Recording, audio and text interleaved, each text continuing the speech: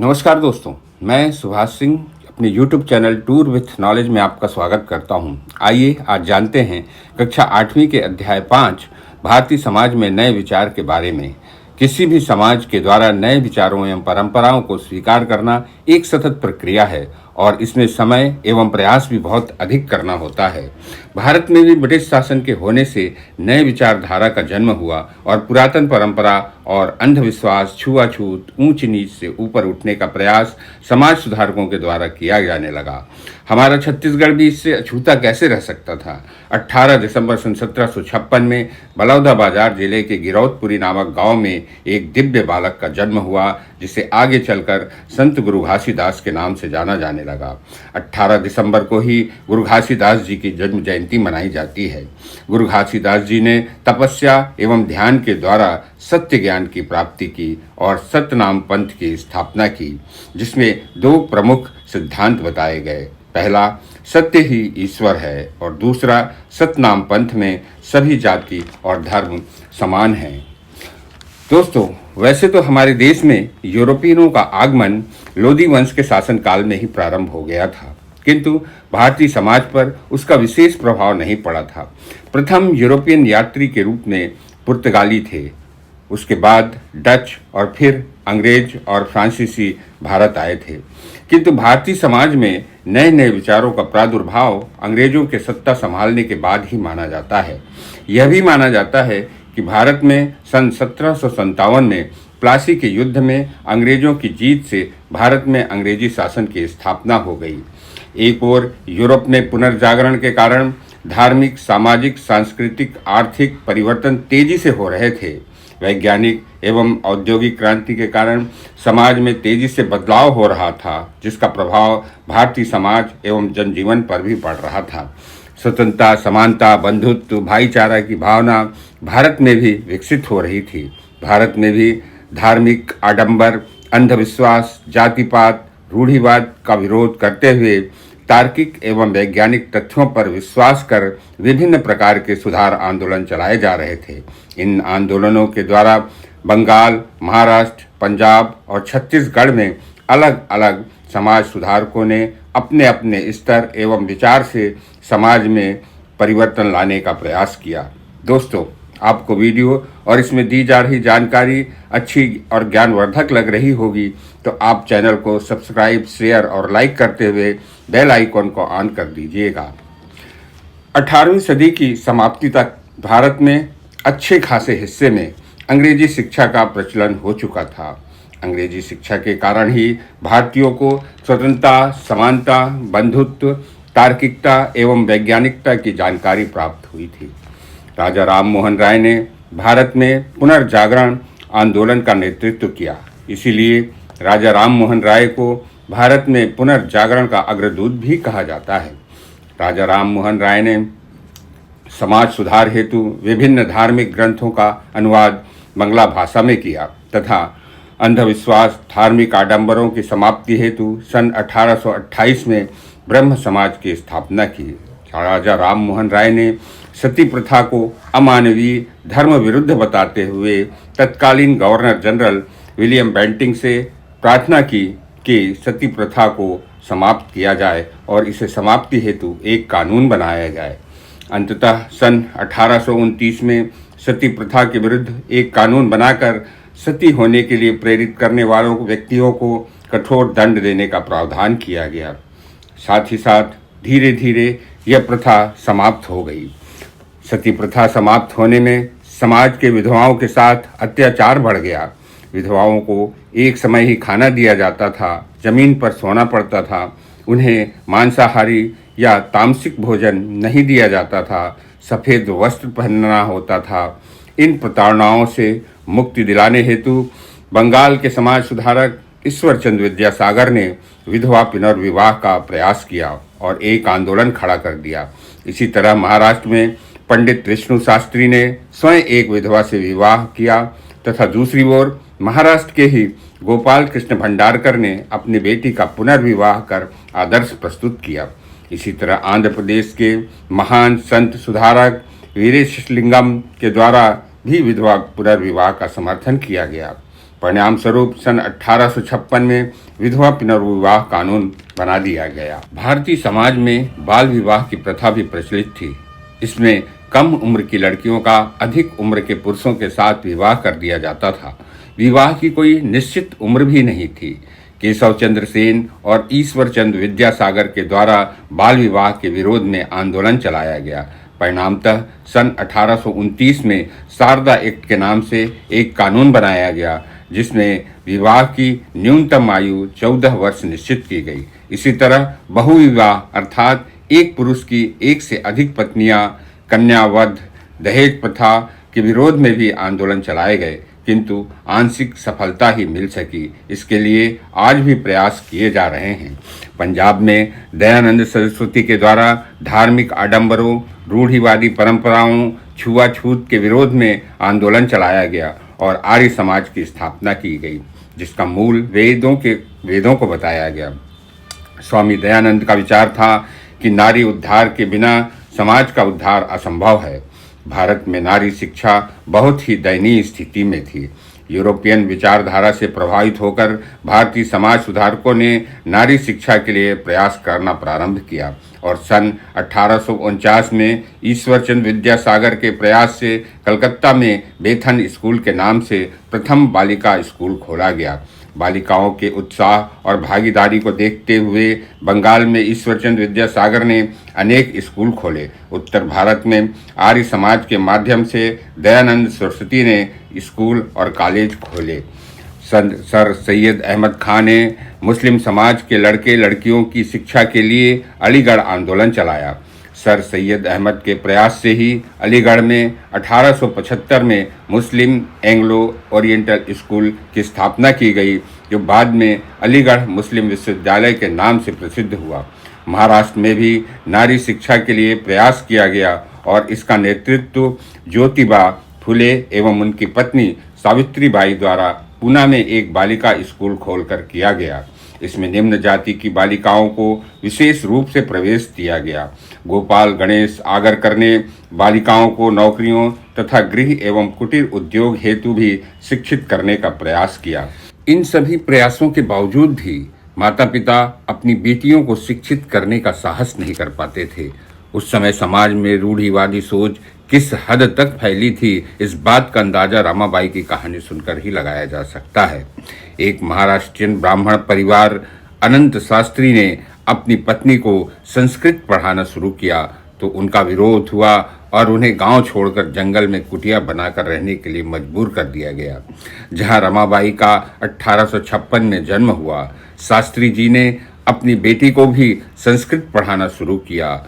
जब रमाबाई मात्र 16 वर्ष की थी तभी उनके माता पिता का निधन हो गया और अनाथ रमाबाई और उनका भाई भटकते हुए कलकत्ता पहुंच गए और वहां राजा राम मोहन राय एवं ईश्वरचंद्र विद्यासागर से उनकी मुलाकात हुई। ये दोनों समाज सुधारक रमाबाई से बहुत प्रभावित हुए और रमाबाई को पंडिता एवं सरस्वती की उपाधि से सम्मानित किया गया।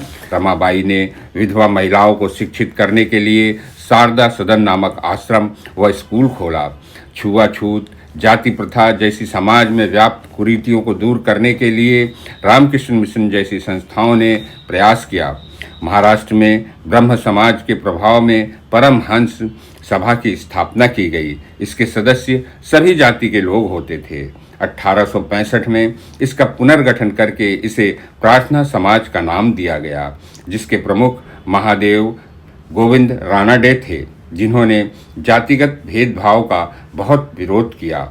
माली जाति में जन्म लेने वाले ज्योतिबा फुले ने 1873 में सत्यशोधक समाज की स्थापना की।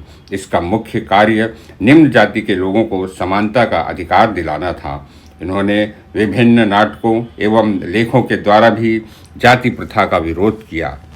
महात्मा गांधी ने जाति प्रथा के विरोध स्वरूप हरिजन सेवक संघ की स्थापना की। छत्तीसगढ़ में भी निम्न जाति के उद्धार के लिए पंडित सुंदरलाल शर्मा ने सभी जाति के लोगों को जनेऊ धारण करवाया और राजिम के राजीव लोचन मंदिर में प्रवेश करवाया। डॉक्टर भीमराव अंबेडकर ने निम्न जातियों के उद्धार के लिए उन्हें शिक्षित और संगठित करने का प्रयास किया तथा राजनीतिक अधिकार दिलाने के लिए निर्वाचन में आरक्षण की मांग की। एवं बाद में संविधान में इसकी व्यवस्था भी की गई। बच्चों, आइए अब आपके अभ्यास प्रश्नों को भी हल कर लेते हैं। सबसे पहला है खाली स्थान को भरिए। इसमें पहला है शारदा एक्ट 1929 द्वारा खाली स्थान पर रोक लगाई गई। इसका उत्तर है बाल विवाह, अर्थात खाली स्थान में आएगा बाल विवाह। दूसरा है सती प्रथा को बंद करवाने वाले समाज सुधारक का खाली स्थान थे। इसका उत्तर है राजा राम मोहन राय। तीसरा है आंध्र प्रदेश के एक प्रसिद्ध समाज सुधारक खाली स्थान थे। यहाँ पर आएगा वीरेश लिंगम। चौथा है खाली स्थान ने अखिल भारतीय हरिजन सेवक संघ की स्थापना की। यहाँ पर आएगा महात्मा गांधी।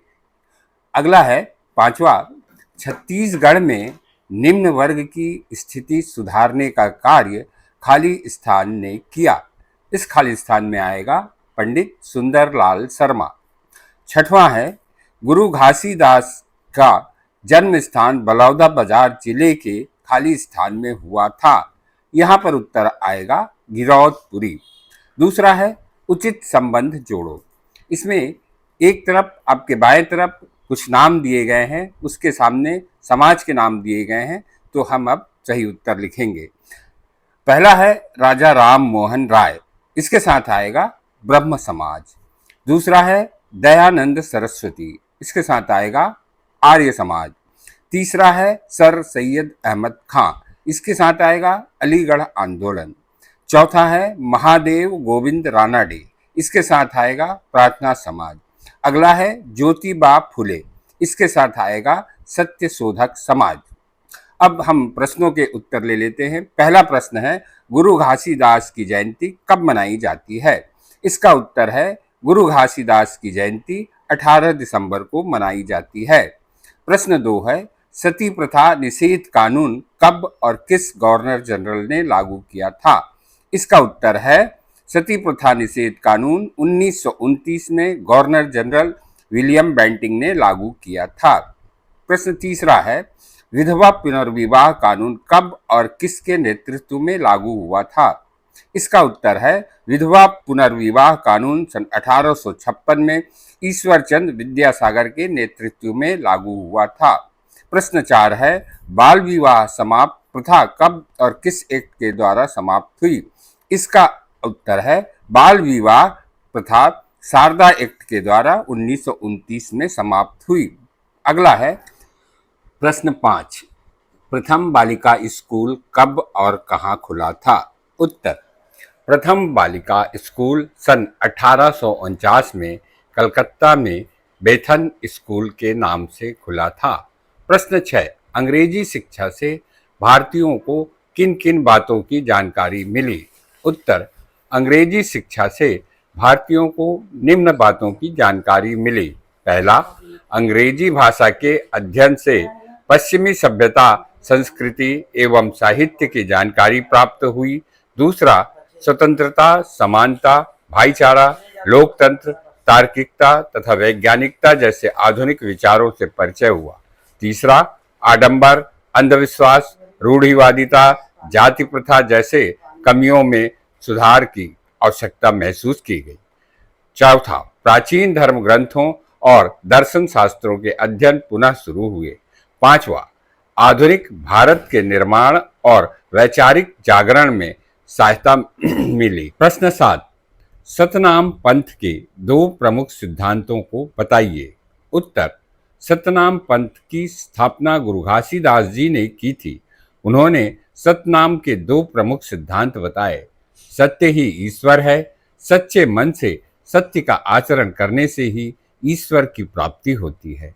मनुष्य को कभी भी सत्य मार्ग से विचलित नहीं होना चाहिए, क्योंकि सत्य ही ईश्वर है और सत्य का पालन ही ईश्वर की उपासना है।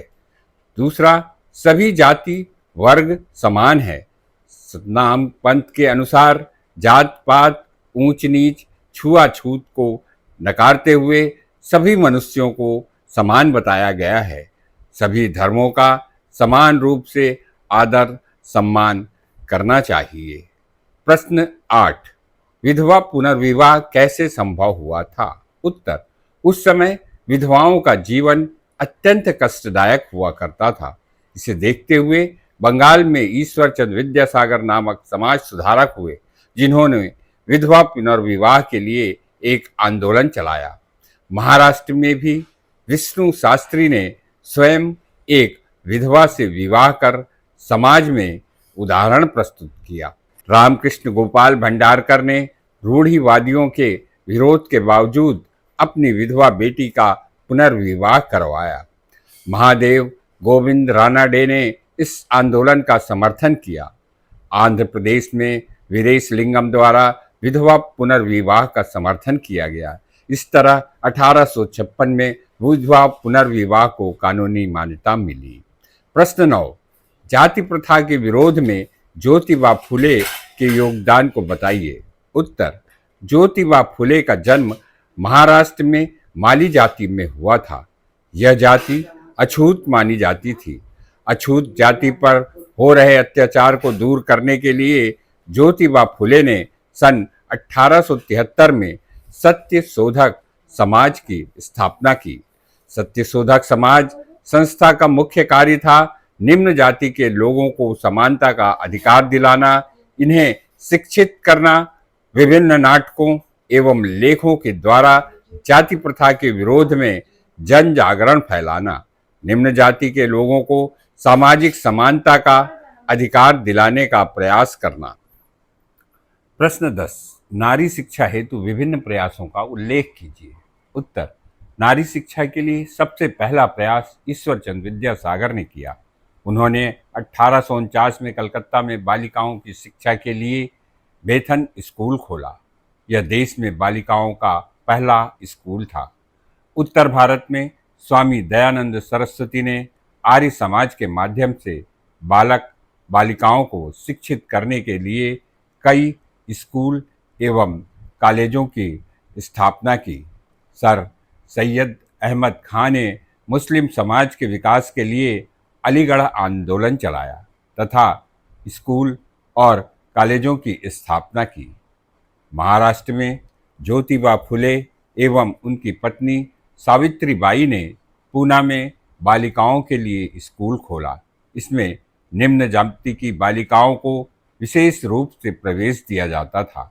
रमाबाई ने विधवा महिलाओं को शिक्षित करने के लिए शारदा सदन नामक आश्रम की स्थापना एवं स्कूल खोला। अगला प्रश्न है प्रश्न 11, जाति प्रथा को पूरी तरह समाप्त करने के लिए आज भी समाज में किसकी आवश्यकता है? उत्तर, जाति प्रथा को पूरी तरह समाप्त करने के लिए समाज की सोच एवं व्यवहार में परिवर्तन करना आवश्यक है। साथ ही साथ निम्न कार्य भी करने होंगे। पहला, समाज में शिक्षा का व्यापक प्रचार प्रसार किया जाना चाहिए। दूसरा, समाज में समानता एवं भाईचारा की भावना का विकास किया जाना चाहिए। तीसरा, समाज में जाति प्रथा के विरोध में जन जागरण फैलाना चाहिए। चौथा, कठोर कानून का निर्माण किया जाना चाहिए। पांचवा, समाज सुधारकों एवं विचारकों के द्वारा समाज को जागृत करने का प्रयास किया जाना चाहिए। प्रश्न 12, आपको लगता है कि बाल विवाह गलत और विधवा पुनर्विवाह सही है, कैसे? इस पर अपने विचार लिखिए। उत्तर, बाल विवाह गलत है क्योंकि इसमें लड़के एवं लड़कियों की कम उम्र होने के कारण शारीरिक एवं मानसिक रूप से कमजोर तथा नासमझ होते हैं और अपनी जिम्मेदारियों का निर्वहन करने में सक्षम नहीं होते हैं। कम उम्र में मां बनने के कारण लड़कियों की मातृत्व मृत्यु दर भी बढ़ जाती है, जबकि दूसरी ओर विधवा पुनर्विवाह इसलिए आवश्यक है क्योंकि महिला के लिए अकेले ही पारिवारिक दायित्वों को निभाना एवं समाज में अकेले रहना कठिन है। अतः विधवा पुनर्विवाह आवश्यक एवं उचित है। अगला प्रश्न है, टिप्पणी लिखिए। रमाबाई। रमाबाई का जन्म महाराष्ट्र में एक ब्राह्मण परिवार में सन 1856 में हुआ था। उन्होंने जब संस्कृत पढ़ना प्रारंभ किया तो गांव में उनका विरोध किया गया, किंतु रमाबाई के माता पिता ने उनको शिक्षित करने का निर्णय लिया और उन्हें संस्कृत पढ़ाया। मात्र 14 वर्ष की उम्र में रमाबाई के माता पिता का निधन हो गया। गांव में जब उन्हें किसी ने सहारा नहीं दिया तो रमाबाई ने कलकत्ता जाने का निर्णय लिया, जहां उनका संपर्क राजा राम मोहन राय और ईश्वरचंद विद्यासागर जैसे समाज सुधारकों से हुआ। रमाबाई को पंडिता व सरस्वती की उपाधि से सम्मानित किया गया। उन्होंने विधवा महिलाओं को शिक्षित करने के लिए शारदा सदन नामक आश्रम व स्कूल खोला। वो चाहती थी कि महिलाएं सामाजिक एवं राजनीतिक जीवन में भी खुलकर भाग लें।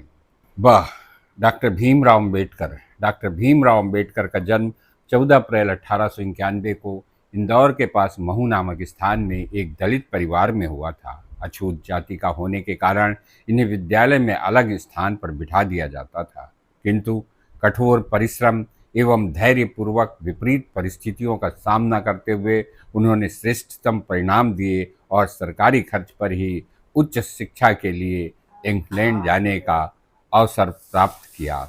इंग्लैंड से कानून का विशेषज्ञ बनकर वे वापस लौटे और सारा जीवन दलितों के उद्धार हेतु समर्पित कर दिया। वे असाधारण प्रतिभा के धनी व्यक्ति थे। भारतीय संविधान निर्मात्री सभा के प्रारूप समिति के अध्यक्ष थे। उन्हीं के प्रयासों से भारतीय संविधान में छुआछूत का अंत करने की कानूनी मान्यता मिली। वर्तमान में सभी लोगों को बिना किसी भेदभाव के सार्वजनिक स्थलों एवं सेवाओं के उपयोग का अधिकार भी प्राप्त हुआ। बच्चों, यह वीडियो लंबा अवश्य हो गया है, किंतु मैंने प्रयास किया है कि आपको अपने प्रश्नों के उत्तर सही सही मिल जाए, जिससे कि आपको परीक्षा में अच्छे अंक प्राप्त हो सकें। यदि आपको वीडियो अच्छा लगा हो और पसंद आया हो तो आप इसे लाइक करते हुए कमेंट अवश्य करिएगा और साथ ही साथ सब्सक्राइब करना मत भूलिएगा और अपने मित्रों को शेयर करके उन्हें भी इसका लाभ पहुंचाइएगा। धन्यवाद।